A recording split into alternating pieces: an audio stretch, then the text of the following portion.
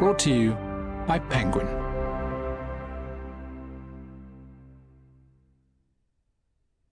What We Can Know by Ian McEwan, read by David Rintoul and Rachel Bavidge. To Timothy Garton Ash. It concerns the kind of human truth, poised between fact and fiction, which a biographer can make as he tells the story of another's life, and thereby make it both his own, like a friendship, and the public's, like a betrayal.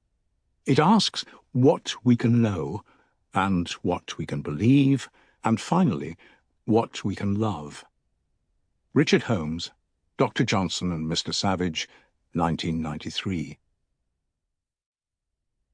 Part 1. 1.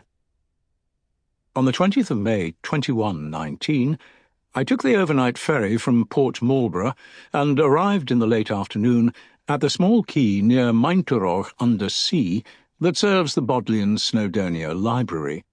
The spring day was warm and tranquil, and the journey had been smooth, though, as everyone discovers, sleeping in a sitting position on a slatted wooden bench is an ordeal. I walked 2 miles up a picturesque track towards the water and gravity-powered funicular. 4 library users joined me, and we small-talked as we were carried 1,000 feet up the mountain in the creaking, polished oak carriage. I ate supper alone in the library canteen, and afterwards phoned my friend and colleague, Rose Church, to let her know I had arrived safely. That night I slept well in my cell of a bedroom. It did not bother me, as it had on my first visit, to share a bathroom with 7 others. After breakfast, one of the assistant archivists, Donald Drummond, showed me to my carrel.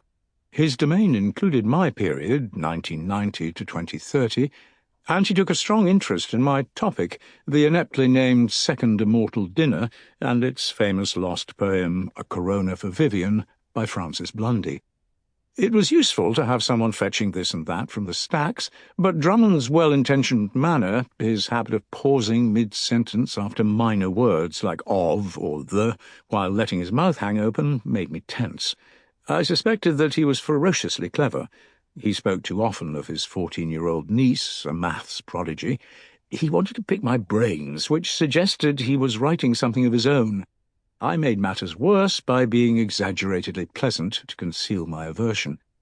As requested, he brought to my desk the 12 volumes of Vivian Blundy's journals from her archive, which, for reasons scholars have never resolved, once rested marsupially within her husband's.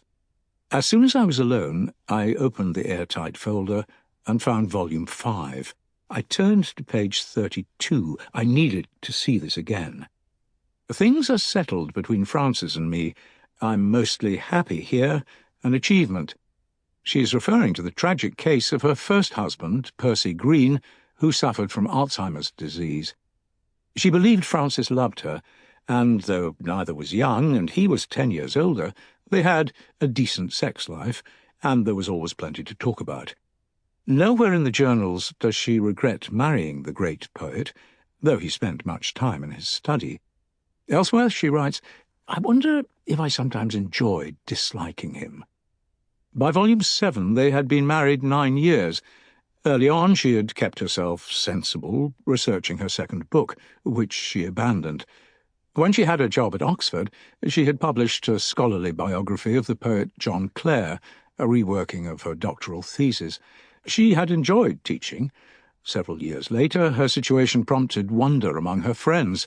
By her own successive decisions, she had ended up above a small valley in rural Gloucestershire, without paid work, 4 miles from the nearest village, in a cavernous barn with 7,000 books. She would never have guessed that she would abandon a career, a vocation even, to serve another's genius. One early afternoon in October 2014, with a strong wind roaring in a tree beyond my window, Vivian Blundy was in her study, which was in a converted old dairy separate from the barn.